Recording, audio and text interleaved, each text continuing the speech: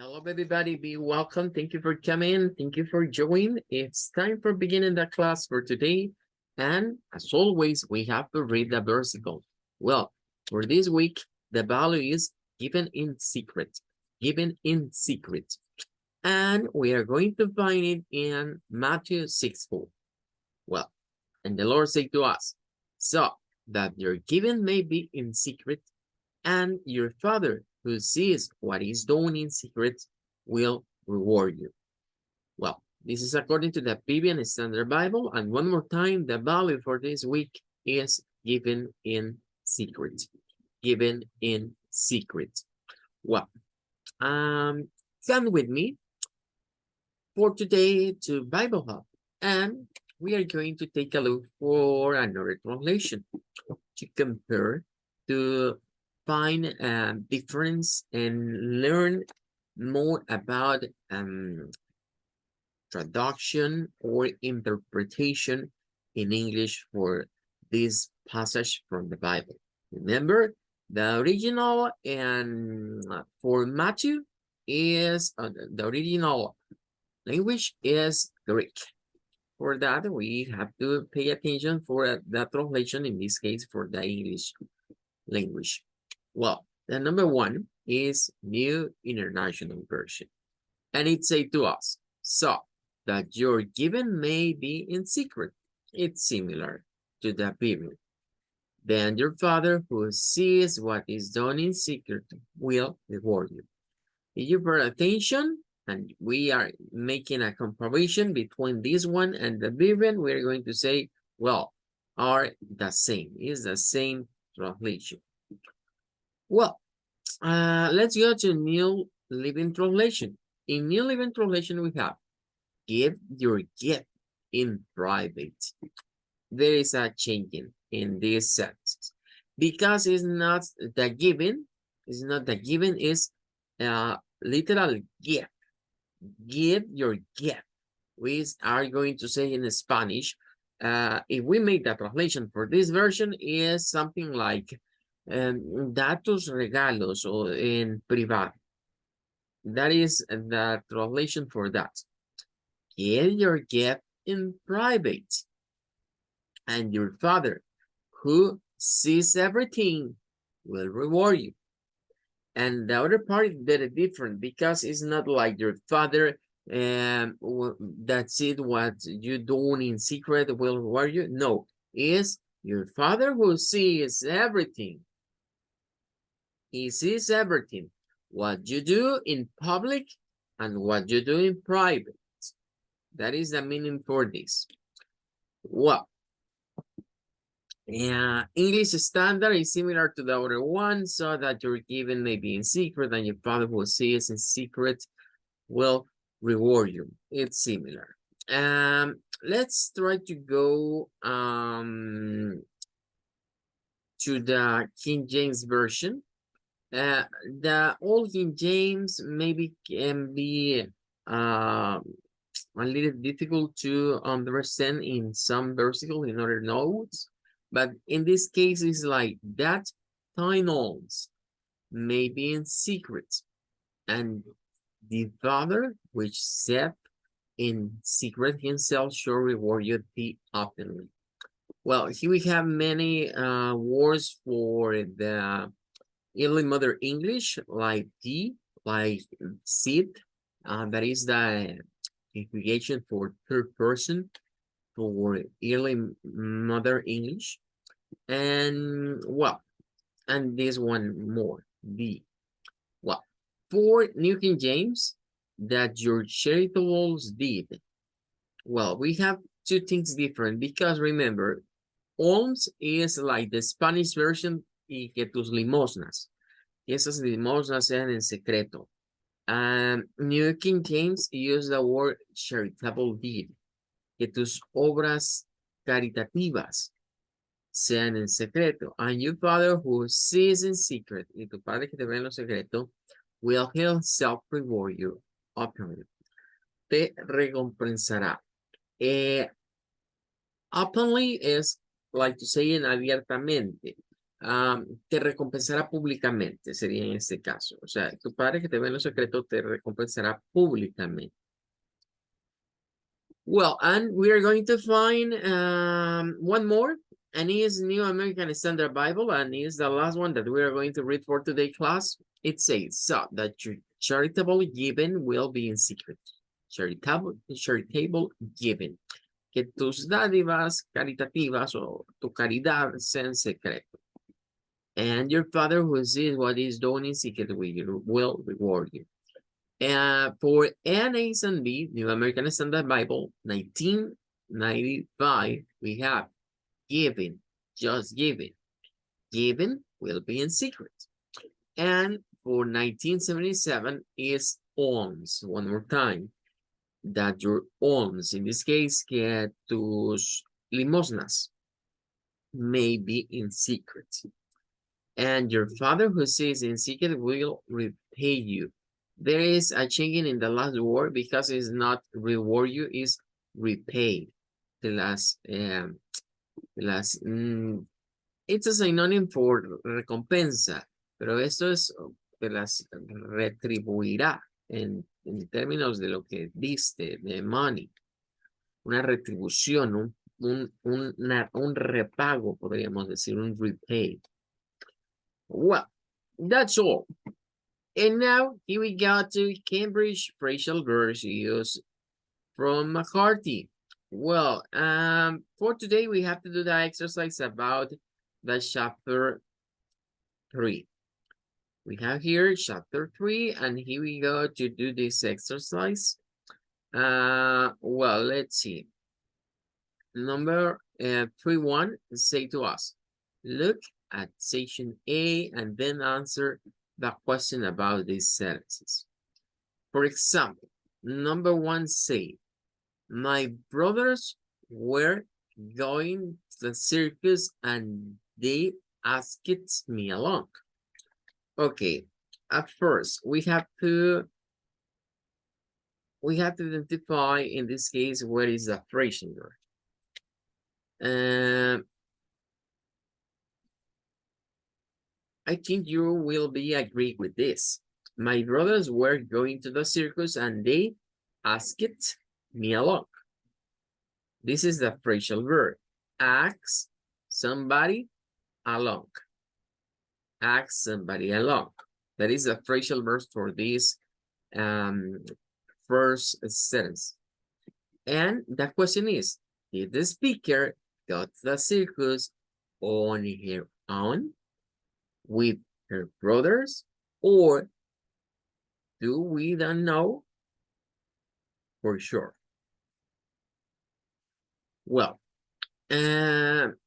we have to make the answer for this. I'm going to do this for get clear the answers. Let's see. We are going to say for number 1, in this case. We have to use, okay, it's a better size.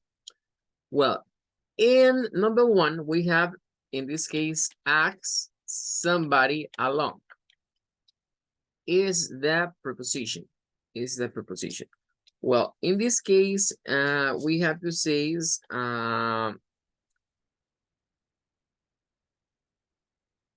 my brothers were going to the circus and they asked me along. We can say in Spanish, this is going to be, me preguntaron o preguntar si se quiere acompañar.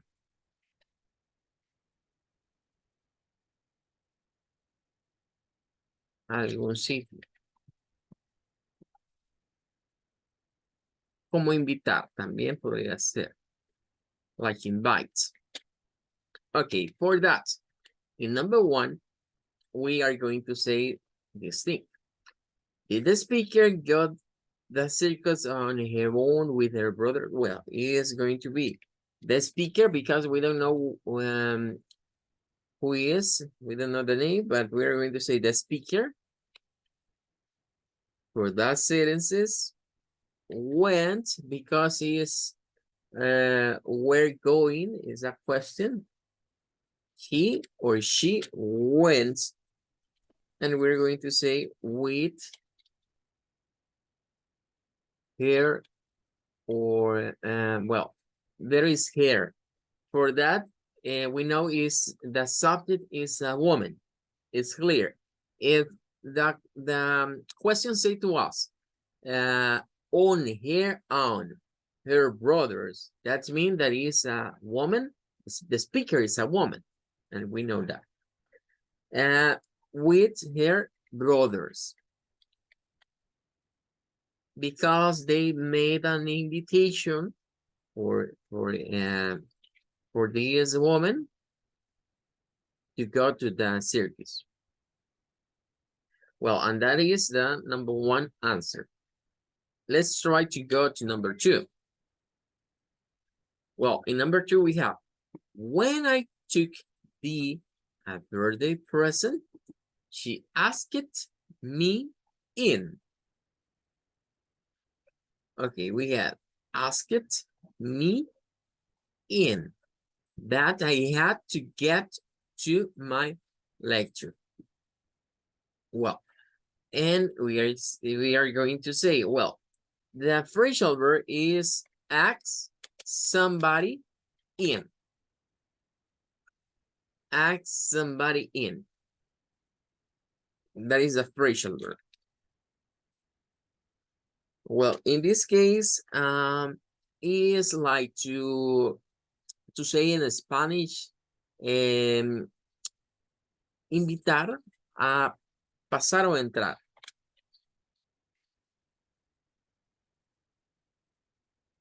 En este caso, invitar a pasar o entrar a una casa.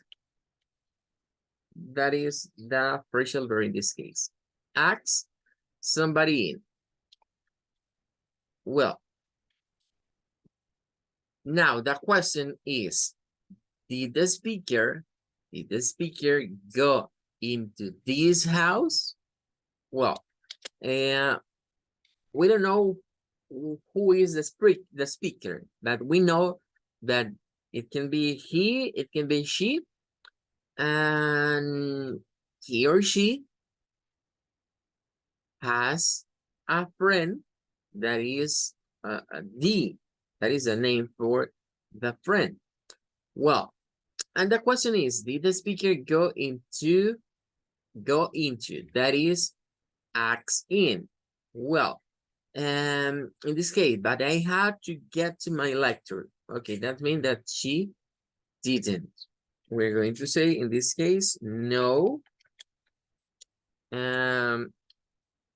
We are going to use the imagination. That is another woman.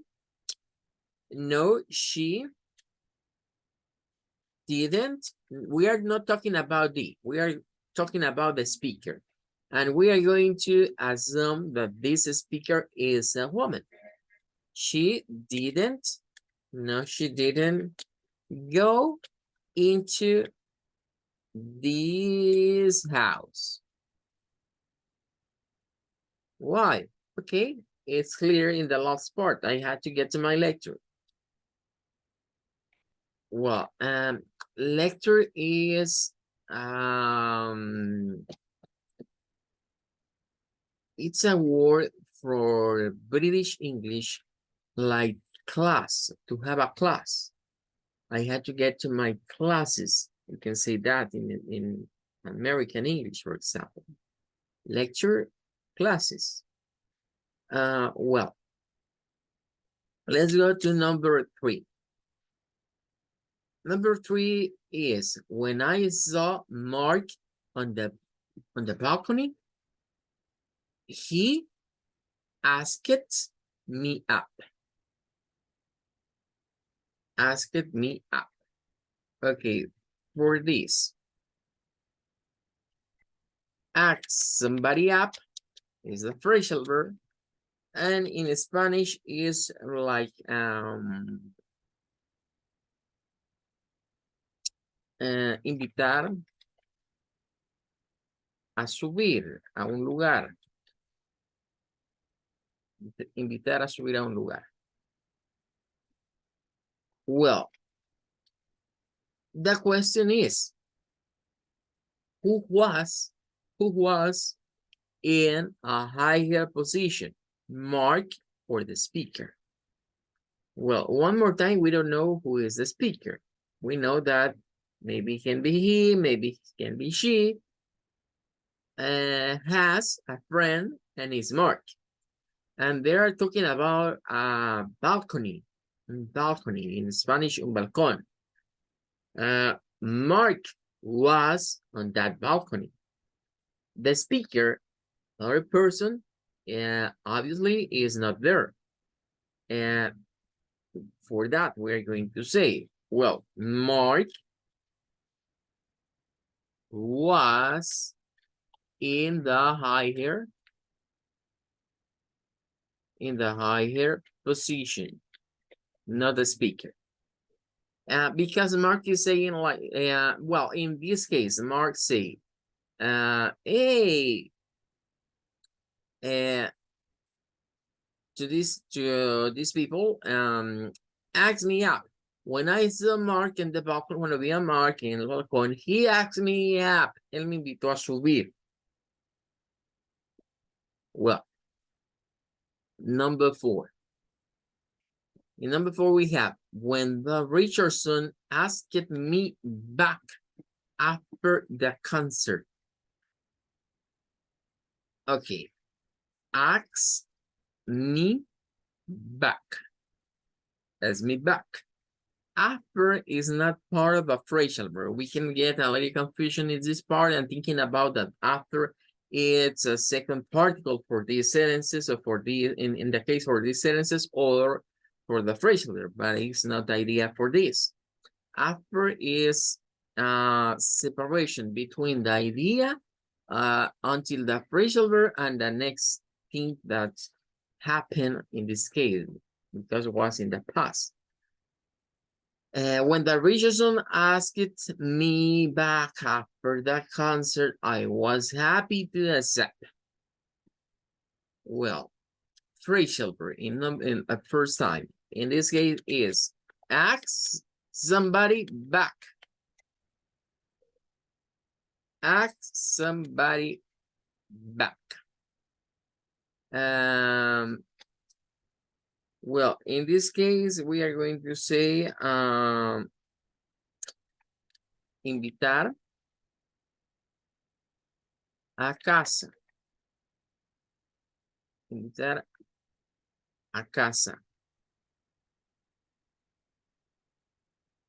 Ask somebody back. And the question is, where did the speaker go after the concert? Well, we're going to say the speaker because we don't know who is. Maybe it can be he, maybe it can be she. The speaker.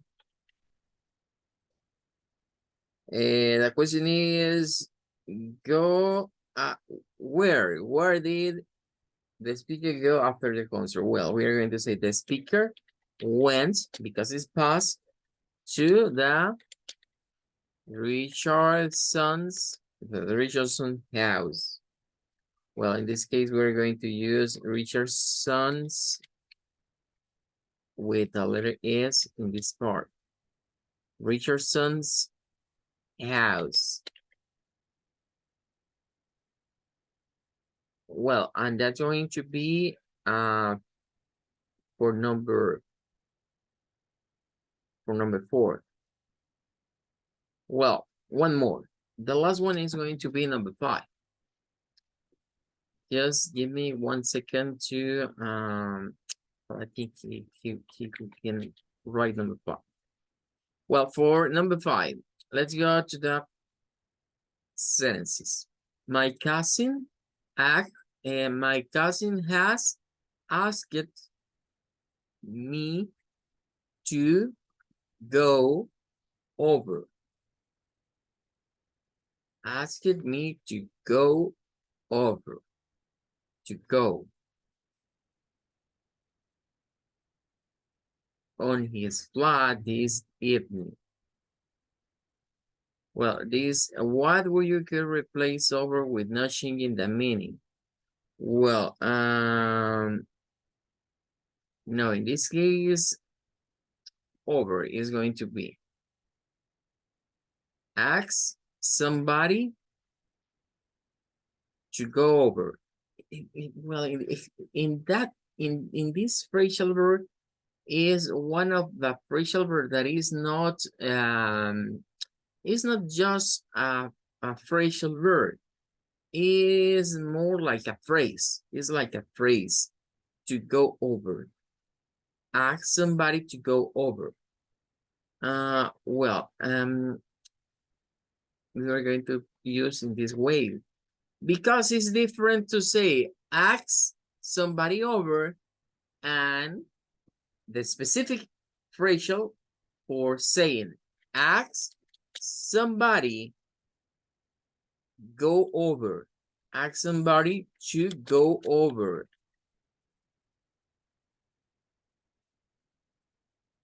Well, in this case, the question is, what word could replace over with not changing the meaning?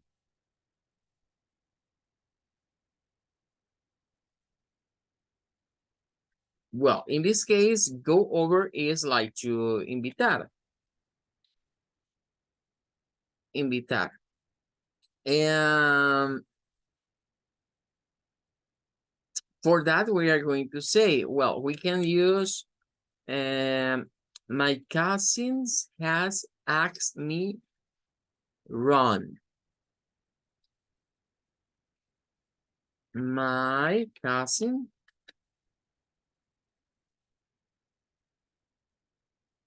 has asked me run. And with run, we are going to replace over. But we have to use actually to go run. To his flat. Remember, flat is another British word for saying apartment in American English. This evening. Okay, nice. And that's all for this exercise, for the exercise 3-1. Okay, nice, great. Well, let's go to the next because we have to make more exercise. Well, let's go to 3-2. Well, in the case for 3-2, the indication is look at the opposite are the phrasal verbs underlined in the sentences below, example or A or B meaning of upper. For example, the number one is in think it over. Think it over before you make up your mind what to do next. Think it over. Well, we have examples for A and B. A and B meanings. We have to remember that. Let's go to this part. And we have, for example, in over, we have, we are going to say for letter A, the meaning for over is going to be like changing position or changing place. Change position or place. That is letter A. But letter B is the idea of truthiness. Okay. We're going to say this is like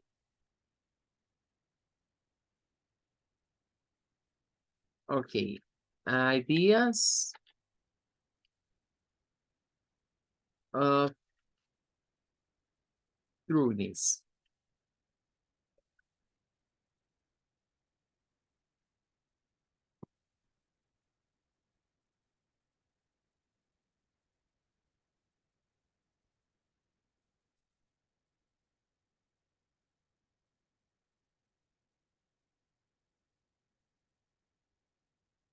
Well, the number one is think it over before. Okay, if we pay attention, think is an idea.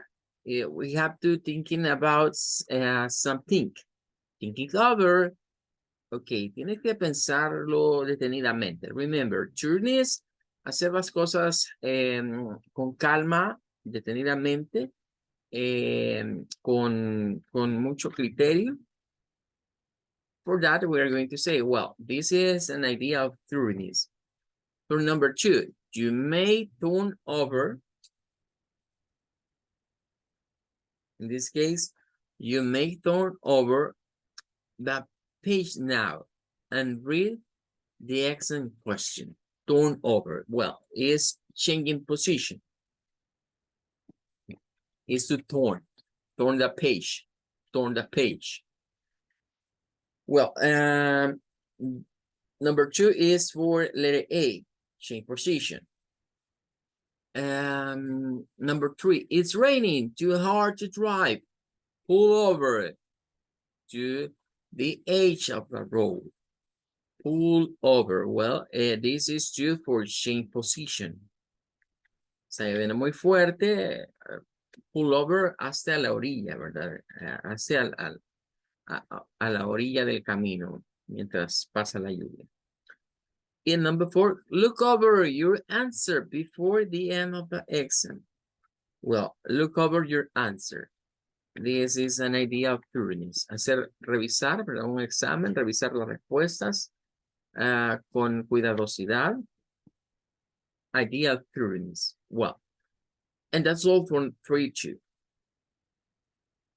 Okay, well, let's go to 3-3. Look at the opposite, then read this definition and decide whether the sentences below are correct or incorrect. If necessary, correct them. For number one, we have on, has, having, have. And we have on or something.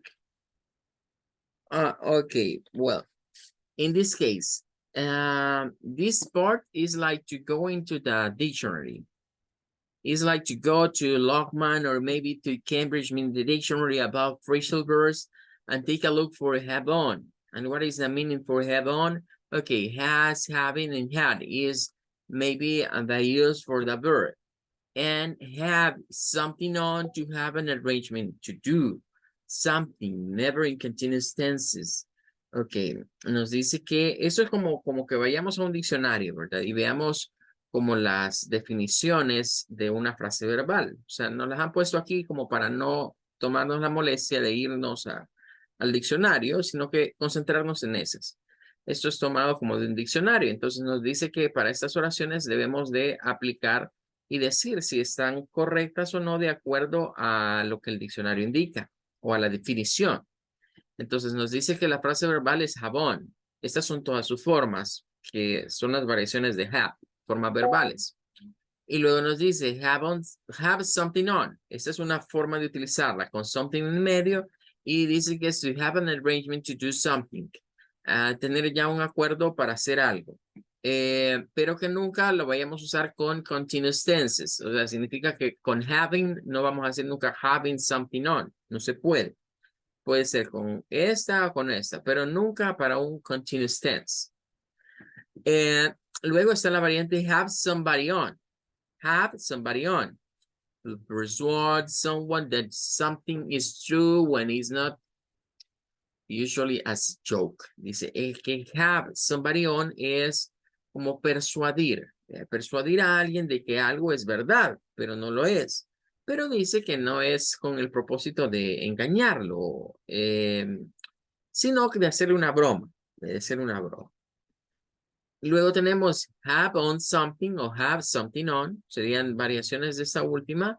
Otro meaning más dice, if you have clothes or shoes on, you are wearing them. Never in continuous tenses, never passive.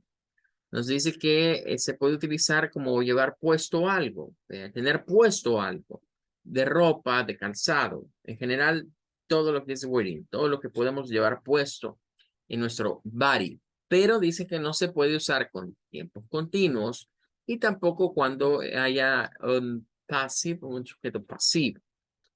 Bueno, entonces lo que tenemos que hacer es revisar este bloque de acuerdo a lo que dice eso que está acá. Y vamos a decir cuáles son correctas y cuáles están incorrectas. Bueno, voy a ponerle una marquita a las que estén correctas y a las que no, pues las vamos a marcar con una X. Dice la number one, I have on 3 important meetings now. I have on 3 important meetings now. Bueno, it's incorrect. Está mala. ¿Por qué está mala? Porque la definición nos dice que si hemos hecho acuerdos para hacer algo, no podemos usar el on después del have. Aquí dice have on 3. Entonces, debería ser de otra manera. Debería ser como I have 3 important. Vamos a tratar de corregirlas. Sería algo como I have 3 important meetings. Esa sale largo. Todo eso es el something. 3 important meetings on. Y luego varía tomorrow. Que sería como decir, bueno, tengo programadas, porque, o sea, ya sabemos nosotros que con have es tener, pero ¿cuál es la diferencia entre usar el on y usar el have? Es decir que esto ya está programado, ya está acordado. Ya tengo acordadas 3 importantes reuniones para mañana. Es tener ya algo acordado. O sea, no es solo tenerlo, sino que ya está agendado, podríamos decir. Tengo agendadas. Podría ser una traducción para have something on en ese mismo. Bien, vamos al number 2. Number 2 dice, John has an amazing tie on. Nos habla de la ropa, de una corbata, de una tie. Entonces, esta diríamos que está correcta. Esta no tiene nada malo. Porque puedo usarlo como, o sea, se puede decir lo de la corbata, se puede decir has on a tie, o se puede decir aquí. Aquí está con on porque si se fijan le agregan un adjetivo a la corbata. Tiene una increíble corbata. Entonces, como agregan el adjetivo, por eso se usa el on hasta el final. Si solo estuviéramos hablando de la corbata, pues bastaría podríamos usar has on a tie, simplemente para decir que tiene la corbata. Tiene puesta. Number 3, veamos el número 3, dice, Sue was only having on her sister when she told them she was planning to become a model. Well, for number 3, Sue was only having on her sisters. Bueno, ahí está el problema. This is not okay. Lo que queremos decir es que la chica Sue only having on her sisters. Estaba bromeando con ellas respecto de que les dijo que estaba planeando convertirse en una modelo. Bueno, ahí estaríamos mal porque de acuerdo a esto tiene que ser have somebody on. Y ahí dice having on. Entonces, para no reescribirlo todo, quizás voy a tachar nada más lo que está malo porque no me va a alcanzar, creo, el espacio. Aquí vamos a cambiar el on y her sisters. O sea, toda la frase verbal. Debería ser como Sue was only. Y ella solo estaba bromeando, podríamos decir, ella solo le estaba haciendo una broma. Having her sisters on, debería ser. Sue was only having her sister on. When she told them, ella solo estaba haciendo una broma cuando les dijo que estaba planeando convertirse en una modelo. Entonces ahí está el error. ¿De dónde extraímos el error? De la estructura.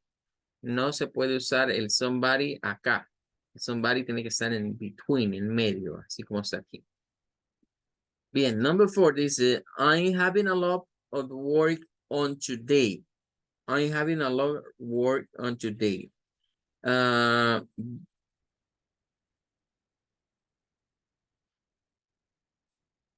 It's not correct. Esa tampoco está buena.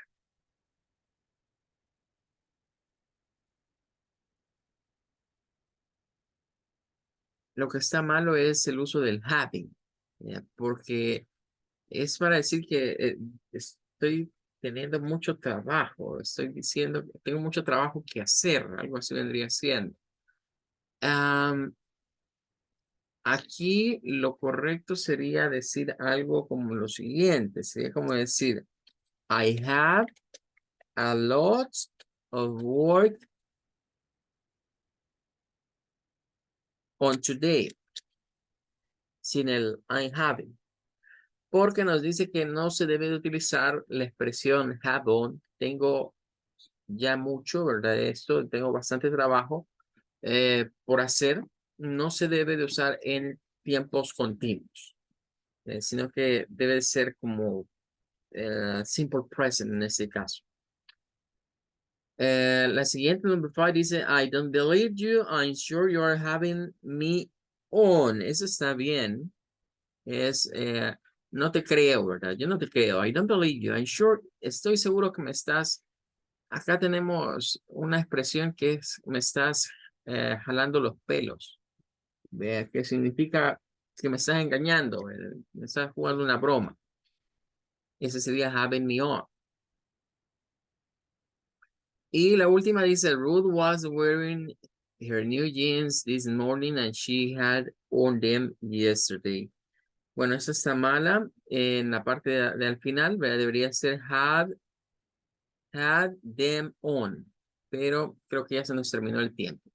Well, that's gonna be all for today. I wait you for the next class on Thursday. Nos vemos el jueves, primero Dios. Goodbye, everybody. Bye, teacher. Thank you. Bye, teacher. Goodbye. Thank you so much.